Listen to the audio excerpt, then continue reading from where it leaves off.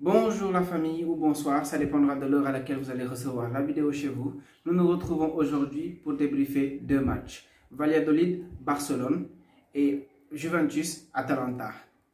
Le Barça qui s'impose aujourd'hui sur la pelouse du Valladolid après un match très bizarre. Une première mi-temps maîtrisée du Barça contre une deuxième mi-temps exécrable.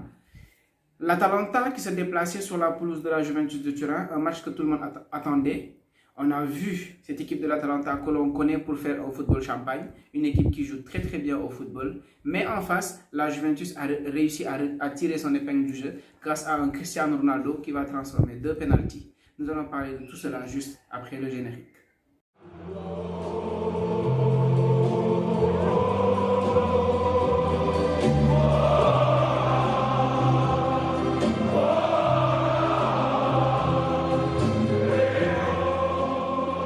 Les amis, nous allons commencer ce débrief par le match Valladolid FC Barcelone.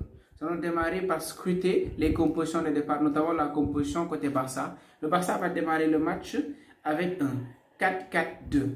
Voilà, sur la composition, sur les feuilles de match, on a vu voilà, un 4 défenseurs, une ligne de 3 et Vidal en numéro 10, voilà, contre deux attaquants, notamment Lionel Messi et Antoine Griezmann. Mais sur le terrain, c'était plutôt un 4-1-3-2.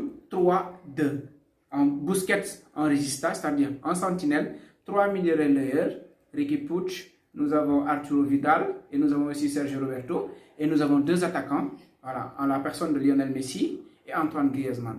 Donc voilà comment le Barça va démarrer ce match-là. Et aujourd'hui, on attendait le retour de Riqui Puig dans le 11 de départ. Et je pense que le coach, il le met dès l'entame du match, ce que beaucoup ont salué. Parce qu'on connaît la qualité de ce joueur-là. Donc moi, le premier, j'attendais le retour de ce joueur dans le 11 parce qu'on sait qu'il fait très du bien à cette équipe du FC Barcelone. Voilà, donc Quique Setien va reconduire son 4-4-2. Parce que je l'avais dit dans les vidéos précédentes, c'est un 4-4-2 qui lui a donné quand même de belles satisfactions contre Villarreal. Donc aujourd'hui, même si contre l'Espagnol, on a vu que ce n'était pas un match très abouti du Barça, mais aujourd'hui, il reconduit son 4-4-2. Moi, je suis de ceux qui pensent que quand on pense qu'on veut jouer de telle manière et que c'est la meilleure façon de jouer, il faut aller au bout de ses idées. Ce qu'il fait, et on a vu, on va être sérieux, un très très bon Barça lors de la première période. Un Barça qui était dans la construction, qui était monumental dans la construction. Dans la construction du jeu aujourd'hui, c'était un Barça impeccable, notamment amené par un Riqui Puig, voilà, qui était partout sur le terrain, qui était capable de passes, qui cassait les lignes, qui se proposait voilà, à ses coéquipiers, voilà, qui bougeait un peu partout sur le terrain, mais un joueur aussi qui était très très généreux dans l'effort, voilà, qui s'offrait voilà, comme solution, qui courait un peu partout pour couvrir, pour tacler. Honnêtement, je pense que ce joueur aujourd'hui, c'est une bénédiction pour le FC Barcelone. Mais au-delà de cela, il y a aussi la prestation de Semedo, voilà, qu'il faut aujourd'hui saluer. Je l'avais dit lors du dernier match, Semedo, il a été voilà, très très en deçà de ce qu'on attendait de lui. Mais aujourd'hui, il était juste phénoménal, il était juste énorme. Je me suis même posé la question sur Twitter, est-ce que Semedo, il ne choisit pas ses matchs? Parce que comment on est capable de passer d'un match exécrable contre l'Espagnol et d'un match de haute voltige, autant pour moi une première mi-temps de haute voltige contre Valladolid aujourd'hui? Moi, ça m'interpelle, voilà, ce changement de rythme entre ces deux matchs-là. Voilà, je me suis un peu posé la question. Mais quand on analyse le 4-4 de Quique Setien, le rôle des latéraux, je pense que ce sont des consignes. Parce que je pense qu'aujourd'hui, Alba, il n'a pas été aussi bon que lors du match espagnol.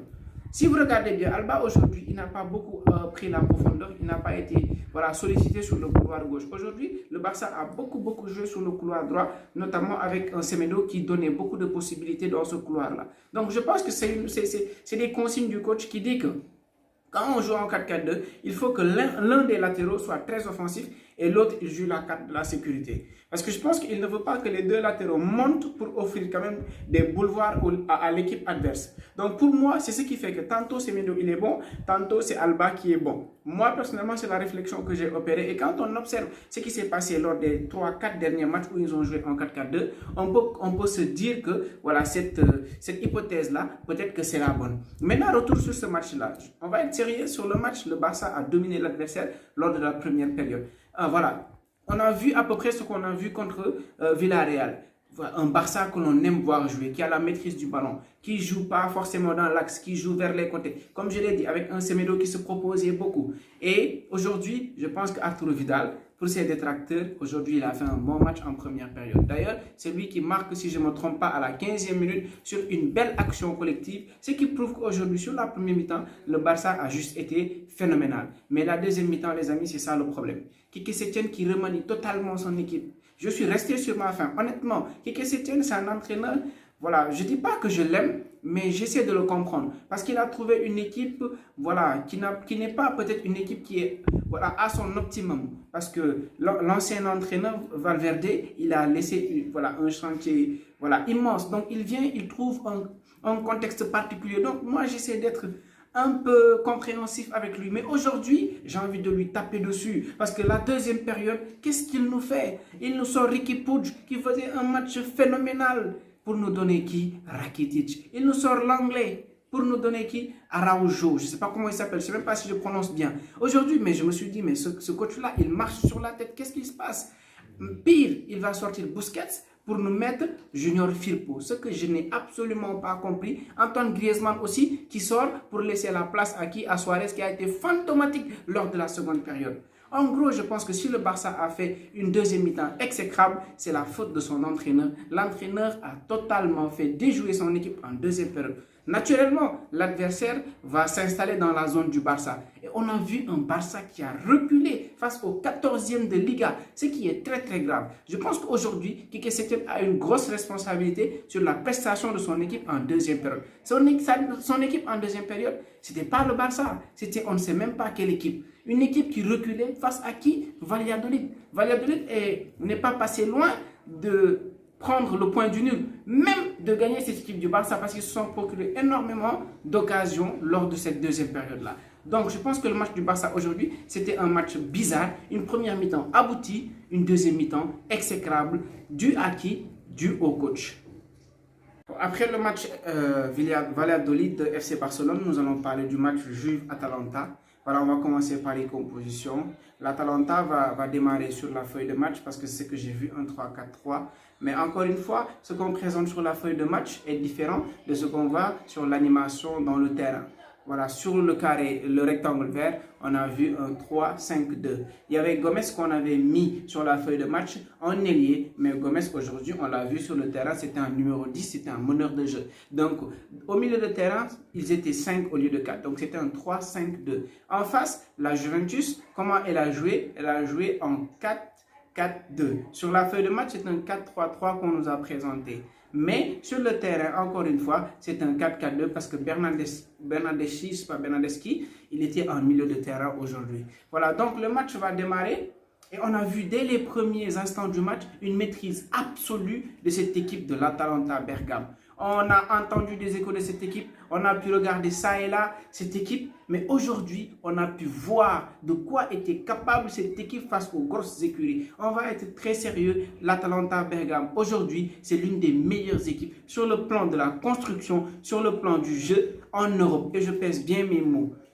Ce n'est pas une équipe que j'apprécie particulièrement. D'ailleurs, ce n'est pas une équipe que je suis régulièrement. Mais ce que j'ai vu aujourd'hui me permet d'affirmer que cette équipe, c'est l'une des plus grosses équipes sur le plan du jeu, sur le plan de la construction en Europe aujourd'hui. Sur la première mi-temps, la Juventus n'a pas existé. Ils ont tout simplement éteint cette équipe de la Juventus de Turin, notamment avec un milieu de terrain extraordinaire, amené par deux hommes, Freuler et Gomez. Je ne sais pas si je prononce bien, mais ces deux hommes aujourd'hui, ils m'ont rappelé Xavi, Iniesta. J'ai vu une équipe qui m'a rappelé l'équipe du Barça 2009 de Pep Guardiola. Cette équipe, on va être sérieux comme je le dis, c'est une équipe qui sait jouer au football. Aujourd'hui, ils ont carrément, encore une fois, éteint cette équipe de la Juventus. Le pressing, ils étaient présents. Le pressing à la perte, ils étaient tout le temps à la trappe sur les joueurs de la Juventus. Ils ont causé énormément de problèmes au milieu de terrain de la Juventus qui a perdu beaucoup de ballons. Mais surtout, en attaque, cette équipe, elle est redoutable. Aujourd'hui, j'ai été surpris par la capacité de permutation de cette équipe-là. À un moment donné, je ne savais même plus qui était défenseur, qui était attaquant, parce que l'équipe était en permutation absolue. Les joueurs bougeaient. On ne se retrouvait même plus dans cette organisation-là. Cette équipe-là, sa manière de jouer est juste phénoménale. J'ai aimé aussi l'activité de Castagne sur le côté gauche. Castagne, aujourd'hui, il a fait preuve d'un football extraordinaire, notamment sur le plan défensif, mais aussi sur le plan offensif. Cette équipe, encore une fois, de l'Atalanta Bergame, c'est une équipe qui m'a beaucoup surpris sur le plan du jeu. Je savais qu'il savait jouer au football, mais aujourd'hui, j'ai été ébahi. Maintenant, tout n'est pas parfait, comme je l'ai dit dans mon tweet. C'est une équipe presque parfaite, si on peut le dire comme ça. Défensivement, aujourd'hui, j'ai vu des lacunes. Parce que cette équipe, quand elle joue très très haut. Ces joueurs sont dans la moitié de l'équipe adverse. Il ne reste que 2 joueurs pour couvrir l'espace. Aujourd'hui, si la Juventus avait un jeu plus rapide, un jeu plus tranchant devant, je pense qu'ils auraient pu créer beaucoup de problèmes à cette équipe-là. On l'a vu 2 fois avec Dybala qui a pris des passes dans le dos de la défense adverse. Et sur les 2 actions, il était au jeu. Mais il était bien parti pour aller directement marquer des buts. On l'a vu aussi avec Cristiano Ronaldo, qui lui aussi a été sifflé en position de hors-jeu. Je pense que cette équipe-là, quand on veut la jouer, il faut avoir des joueurs de couloir qui courent vite. Être capable dans des transitions offensives très rapides. Aller en contre. Parce que cette équipe, elle joue extrêmement bien au football, mais elle laisse des boulevards énormes derrière. Comme je l'ai dit, cette équipe en première mi-temps, elle a éteint la Juventus de Turin, notamment avec un pressing à la perte qui était très efficace. Ils étaient durs sur l'homme, ils ont pressé cette équipe et la Juve a perdu beaucoup de ballons. Mais la Juventus, au lieu d'aller dans un contre-pressing car ils perdaient la balle, ils ont été laxistes, ils ont été attentistes, ils ont regardé cette équipe jouer et la première mi-temps, ils n'ont pas existé. Ça a été difficile pour eux parce qu'ils ont couru derrière le ballon. Maintenant, en deuxième période, il y aura des changements. Sarri va venir avec Alex Sandro et Costa. Je pense que j'en ai parlé dans un tweet. Je disais que cette équipe en première mi-temps, la Juve, elle a souffert d'un manque de pressing qu'elle mettait sur l'équipe de l'Atalanta. En deuxième période, Sandro et Costa vont amener un pressing. Dès leur entrée, ils vont monter sur cette équipe de l'Atalanta et l'équipe derrière va suivre. Je pense que si la Juventus est parvenue à revenir au score et à arracher le point du nul, c'est parce qu'en deuxième période, ils ont compris qu'il ne fallait pas laisser de l'espace à cette équipe-là. Ils ont pressé haut, ils ont été à la trappe, notamment avec un énorme Adrien Rabiot aujourd'hui.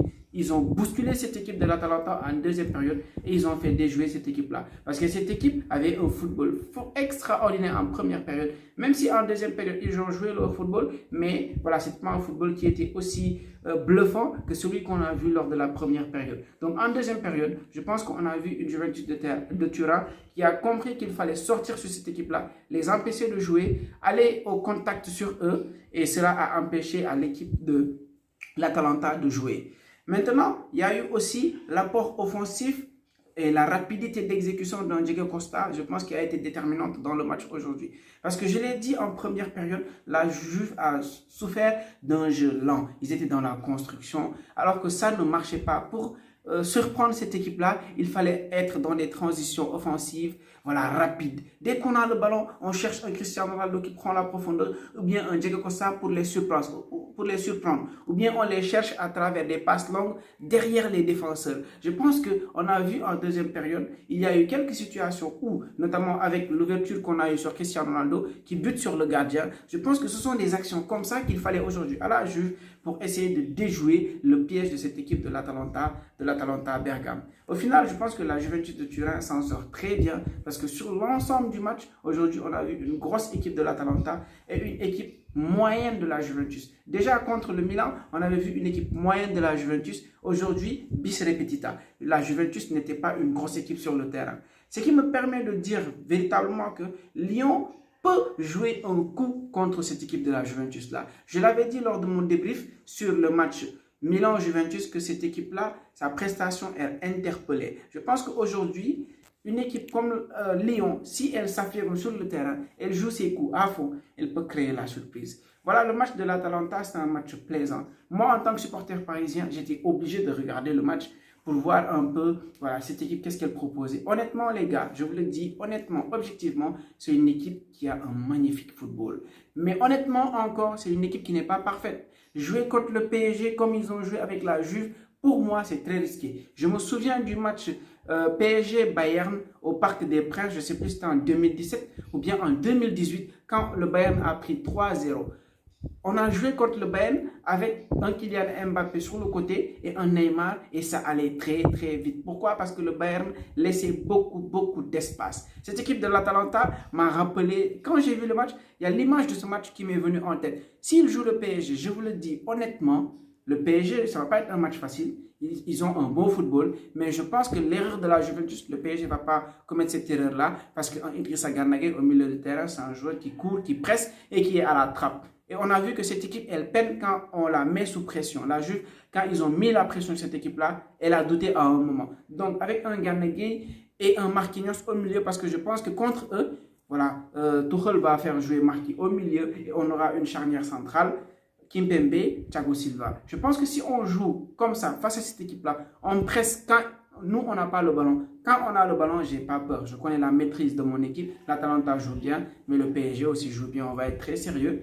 Mais je pense que le bonus ou bien ce qu'a le PSG de plus, c'est déjà une bonne défense, mais aussi une attaque de feu. Je ne dis pas que l'Atalanta n'a pas une attaque de feu. Pourquoi je parle de l'attaque du PSG? C'est dans les contres. C'est quand le PSG récupère la balle et va se projeter rapidement. Avec un Kylian Mbappé et un Neymar, s'ils jouent contre la Juve, comme ils ont joué avec la Juve là, je pense que le match sera plié. Beaucoup vont penser que je le dis en tant que supporter. Honnêtement, je le dis parce que j'ai regardé le match, j'ai vu les forces de cette équipe, mais cette équipe a une faiblesse. Et c'est quoi sa faiblesse? Défensivement, c'est une équipe qui joue très haut. Et quand tu joues haut face au PSG, tu ouvres des boulevards et on connaît la suite. Les amis, c'était le débrief des matchs Valladolid-Barcelone, Juventus-Atalanta. J'espère que la vidéo vous plaira. Abonnez-vous, commentez, partagez. Mais surtout, partagez parce que aujourd'hui, nous sommes à 100 abonnés. Je tenais aussi à vous remercier. Merci du fond du cœur de soutenir, de commenter, mais partagez encore pour qu'on puisse toucher beaucoup plus de monde. Je vous dis à la prochaine.